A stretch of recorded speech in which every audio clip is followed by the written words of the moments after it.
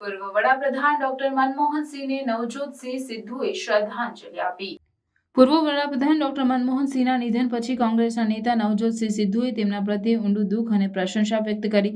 26 December 2024ના રોજ AIIMS Delhi ખાતે અવસાન પામેલ ડોક્ટર સિંહને સિદ્ધુએ યુગ પુરુષ તરીકે યાદ કર્યા, જેમના આર્થિક ક્ષેત્રમાં યોગદાનને વૈશ્વિક સ્તરે માન્યતા મળી છે। તેમને હૃદયસ્પર્શી શ્રદ્ધાંજલિમાં સિદ્ધુએ ભારતની અર્થવ્યવસ્થાને રૂપાંતરિત કરવામાં ડોક્ટર સિંહની મહત્વપૂર્ણ ભૂમિકા પર પ્રકાશ પાડ્યો। તેમણે કહ્યું કે આર્થિક ક્ષેત્રમાં તેમણે જે કર્યું છે તેની સમગ્ર દુનિયા પ્રશંસા કરે છે।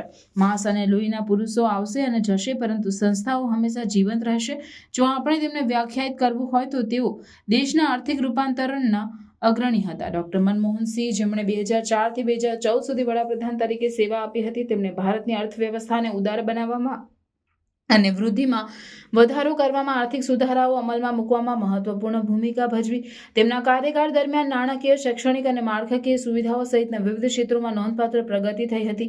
સિદ્ધુએ ભારપૂર્વક જણાવ્યું હતું કે ડોક્ટર સિંહનો વારસો ભવિષ્યની પેઢીઓને પ્રેરણા આપતો રહેશે, કારણ કે તેમના યોગદાનોએ રાષ્ટ્રના વિકાસ પર અવિસ્મરણીય છાપ છોડી છે। સિદ્ધુએ ડોક્ટર સિંહની નમ્રતા અને અખંડિતતાને પણ યાદ કર્યું, જે ગુણોએ તેમને દેશ અને વિદેશોમાં સન્માન મેળવ્યું। તેમણે ઉલ્લેખ કર્યો કે ડોક્ટર સિંહનો શાંત સ્વભાવ અને શાસન પ્રત્યેનો વિચારશીલ અભિગમ તેમના નેતૃત્વના સફળતાના મુખ્ય કારણો હતા। સિદ્ધુએ જણાવ્યું, તેઓ અપ્રતિમ અખંડિતતા અને જ્ઞાનના રાજકારણીઓ હતા।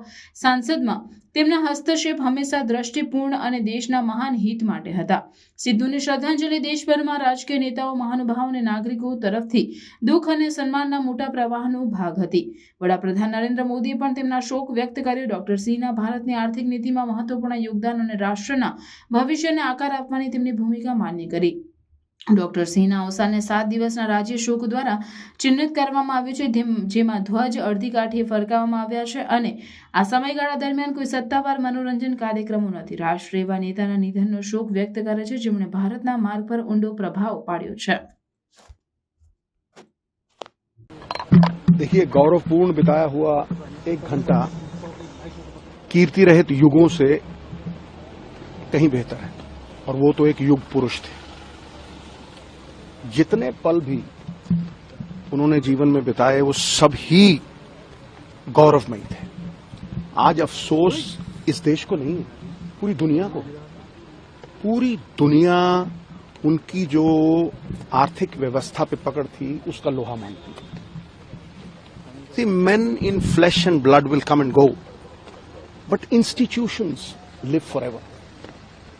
वो एक ऐसा institution है who has left indelible imprints on the sands of time. Everybody in the world recognizes that. देखिए, उन्हें डिफाइन करना हो ना एक लाइन में, the pioneer of economic transformation for this country. He was the pioneer. और अगर मैं कहूं कि पहली बार हिंदुस्तान की इकोनॉमी को खोलना, एफडीआई यानी, फिर चाहे वो ग्लोबलाइजेशन हो, प्राइवेटाइजेशन हो, लिबरलाइजेशन हो, पिलर्स ऑफ स्ट्रेंथ, बाकमाल था। और ये नहीं, आप ये देखिए कि जो गरीब लोगों के दिलों का साम्राज्य है ना, उसके वो अजीमो शान शहंशाह, उसका कारण है। उसका कारण ये है कि जो दिहाड़ीदार, पल्लेदार, बिलो पॉवर्टी लाइन, बीपीएल लोग, 60-70% हिंदुस्तान की पॉपुलेशन जिन्हें रोटी खाने के लाले हैं, उनके लिए जो मनरेगा का लाना, डेली वेजेस का लाना, 3 rights, right to food, right to education, और सबसे बड़ी बात है, पॉलिटिक्स में अकाउंटेबिलिटी और ट्रांसपेरेंसी 2 चीजें होती हैं। सबसे बड़ी बात है अकाउंटेबिलिटी आरटीआई एक्ट लेके आना। चाहे वो धूमिल हो जाए ना हो, वो बात अलग है, लेकिन उसे इस तरह से पेश करना कि हर सरकार जवाबदेही हो।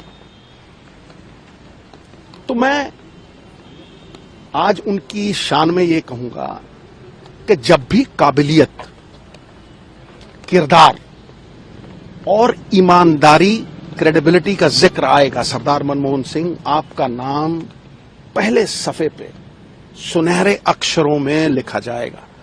न तुमसे पहले कोई ऐसा था, न तुम्हारे बाद कोई ऐसा होगा। ही वॉज, जिसे कहते हैं ना कि आज के युग में सबसे बड़ी बात है विश्वसनीयता। वो विश्वास इसलिए नहीं है क्योंकि the image of the ugly politician has not been erased. वो एक ऐसा आदमी था, मुझे आज भी याद है खुशवंत सिंह साहब की वो कहानी। उन्होंने कहा कि मैंने 3-4 लाख उन्हें इलेक्शन फंड में दिए, तो जब इलेक्शन खत्म हो गया दरवाजे पे दस्तक हुई, वो खड़े थे और उन्होंने कहा यार ये तुमने 3 लाख दिए थे, इसमें से 2.5 लाख बच गया, मैं तुम्हें वापस देने आया। मिसाल है कोई ऐसी दुनिया में? कोई मिसाल नहीं।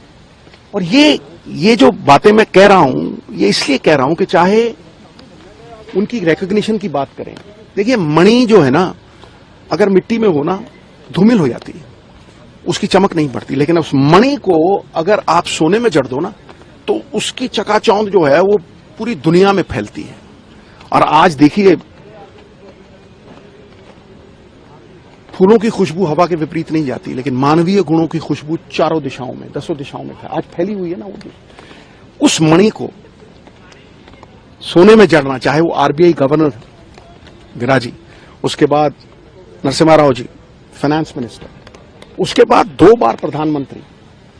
Talent is nothing without opportunity, वो भी बहुत बड़ी बात है। The Ben of Indian society is कि मेरिट ऑनर नहीं होती, लेकिन यहां पे वो मेरिट ऑनर हुई और वो मेरिट आम लोगों, साधारण लोगों तक गली मोहल्लों में फायदा बन के पहुंची।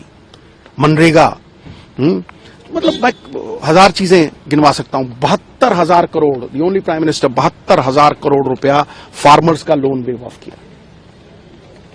सो जहां हर सर झुक जाए वही मंदिर है।